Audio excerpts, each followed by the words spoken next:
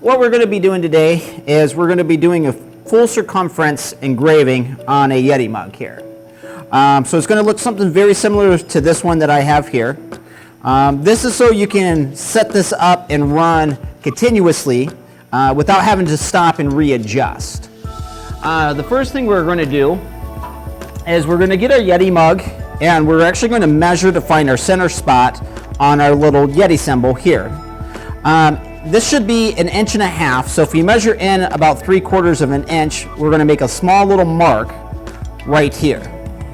I'm then going to use a speed square, so then I can just draw a line coming straight down.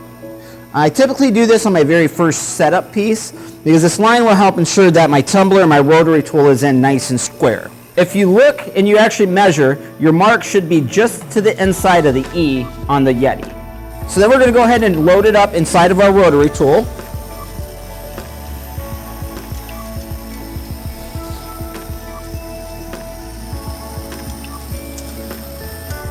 And to save time, I've already done the focus and made sure that I was focused on both ends of my Yeti here. I'm then going to go ahead and use my control panel here to arrow left and right along my line to ensure that I'm nice and straight.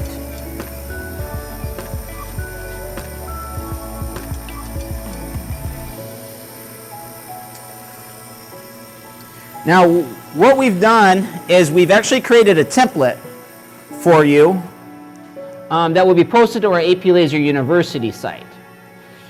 To make a template like this, to do a full circumference, what we want to do is we want to measure both the top circumference and the bottom circumference, along with our engravable area. For a 20-ounce Yeti Rambler, for example, the top is going to measure out to 11 inches, and our bottom is going to measure out to 10 inches. If we measure from the top to the bottom of our engravable area, we're looking at about 4.5 inches. I've placed this Yeti symbol here that I created just as a visual guide. What I'm going to do next is I'm going to find my center of this box that I just drew, and I'm going to draw another line here. This is going to be a representation of the line that I just drew on our Yeti tumbler. This is going to help us with our layout and where we want things to be centered at. If you notice here on my box, if I go up to my coordinates, it's setting in dead center of my 0, 0. And my mama, which is right here, is also set for 0, 0, meaning that this is going to be my center point right here. So what I'm going to do now is I'm going to go ahead and get rid of my Yeti sign here because I just need it as a visual guide. And I'm going to go ahead and export this file out as a DXF file.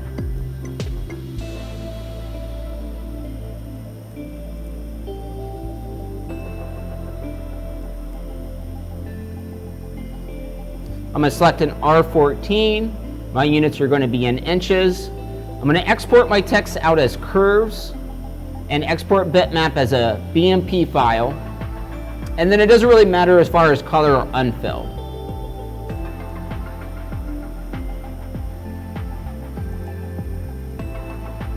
I'm going to go ahead and go into my RDWorks program and import in my image now.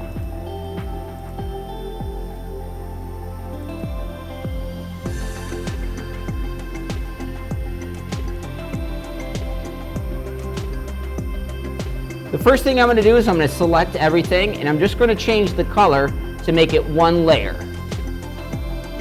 I'm then going to go ahead and select my box here and choose another color along with my center line.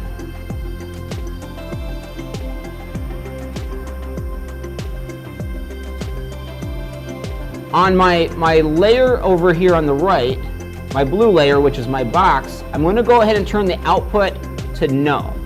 That's telling the laser that it's not going to actually do anything with that box, but it still needs to take it into consideration that it's there. I'm going to go ahead and rotate my image 90 degrees. And I'm going to change my laser origin to left center.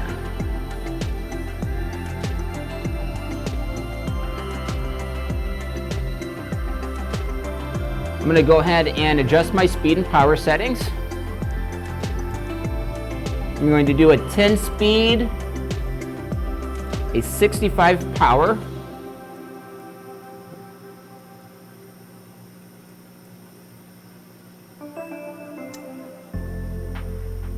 And I'm going to set this up as a 300 DPI image.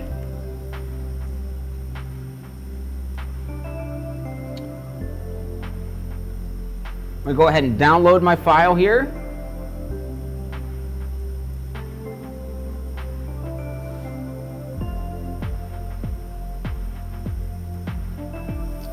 And then we're going to come back over here and we're going to go ahead and set our laser origin. I've already got my red dot to the top left center of my tumbler. I'm going to go ahead and hit origin, and we're going to go ahead and hit frame.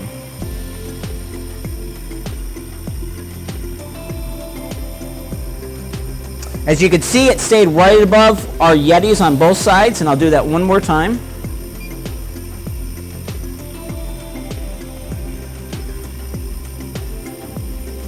Just like that. After everything is tested out, we'll go ahead and hit the start button.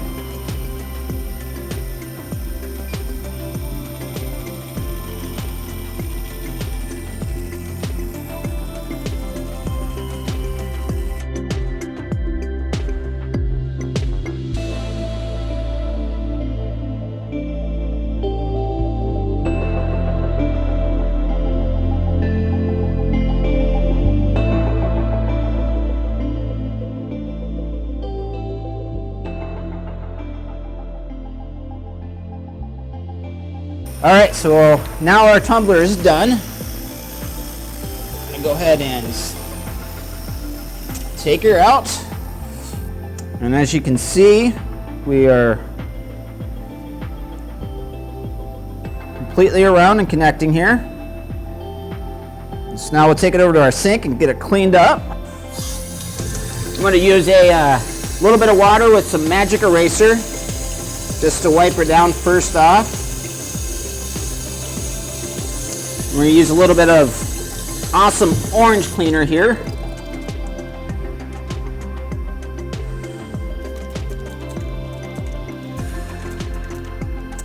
Another good thing you can use for this also is a little bit of Dawn dish soap.